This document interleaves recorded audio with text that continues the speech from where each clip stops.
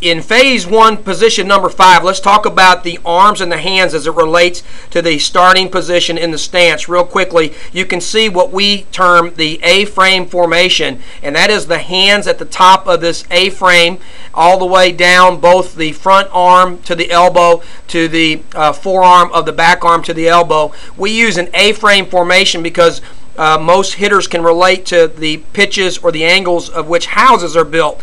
And an A-frame formation basically is a good reference point for us, and the kids can relate to that. So we use that frequently, and really what we want to see with that A-frame formation is that it is positioned so that the top hand or the hands are always above the top of the strike zone, and that's very important. We don't want our hands into the strike zone or the hitter's natural strike zone until the hands have come in phase 3. So that's important. The other thing that we want to do as a reference point to make sure that we can keep those hands there, the hitter has a reference point in that they can see that the top hand is right there almost across from the ear hole of their helmet. Now, that's a good reference point for them to anchor their hand position. Another opportunity to identify whether the hands are in the proper position in the starting stance is for parents and or coaches from an inside angle or view like we have here to see if the knob of the bat is in alignment with the back knee. We call this the knee knob position,